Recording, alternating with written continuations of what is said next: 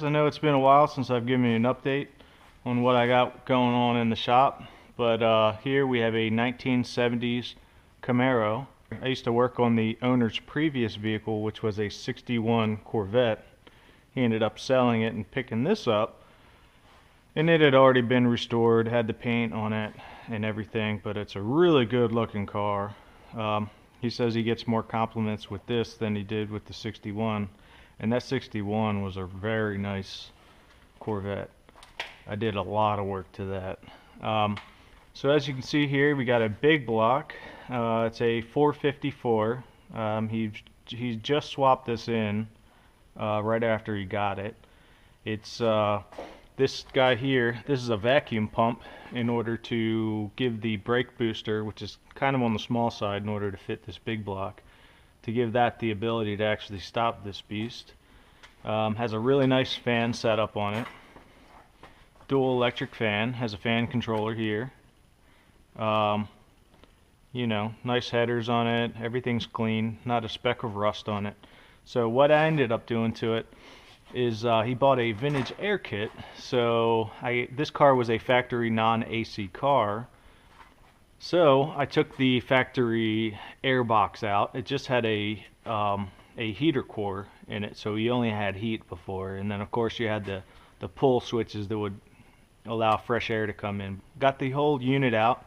All his old equipment is sitting over here on the floor, some of it. Got the old control head. This is all solid metal. It's pretty heavy. The new stuff's got LEDs. You know, here's the original blower motor. Had a mouse nest in there and all that. You can see the original heater core. These are some of the fresh air vents here, as well as the defroster vent. So, you know, took a lot of the stuff out of the car. So I'll show you on the inside what we got going on. The real cool thing about it is by the compressor you can see the different ends on the lines. Those are all cut to fit length, and I got them crimped to fit. I tucked all the lines inside the fender so you won't see them. They run down by the battery in the front and then are tucked in here. So under the dash, pretty much everything had to be gutted out of it. Still needed to clean up some of the wiring. These two wires are going to the instrument cluster for ignition voltage and gauge power to turn on the control unit that's located on the driver's side. It has an electronic controller up here hidden behind this this shield. This is actually part of a bracket that holds it up. We've got our lines installed. I have held vacuum on it already, so it's all ready to charge the AC. But I got to do some cleanup, and I got to mount some relays and stuff like that. So here you can see where the lines come in. This used to be a fresh air vent. You can see they're plugged off now. Used to have these little pull levers. The ducting is this flexible hose. So we've got a center air vent now. Let me go to the driver's side and I can show you. I don't know if you noticed, this paint is just beautiful. It's got a metallic flake to it. I really like the color. So yep, door panels, everything looks amazing.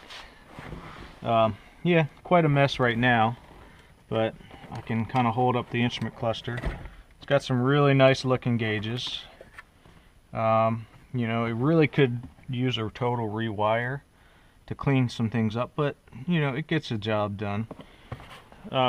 This is one of the things I've installed. This is a vintage air control control panel for the AC. So that thing's working good. I just had it tested out. You know, LEDs behind it. It lights up great. AC line kicks on. He is still going to be able to retain his driver's side fresh air. Not that he's probably going to even want it, but the only thing on it right now that I'm waiting on are new vents. So he actually put some silicone in them because they were flopping around and they look pretty rough. So they should be in a couple days, and once that's in, then I can install the dash, tidy up all the loose wiring, and charge the AC and give it a go. Another view from under the car. As you can see, it is very clean. Nice exhaust, little flow bastard exhaust on it.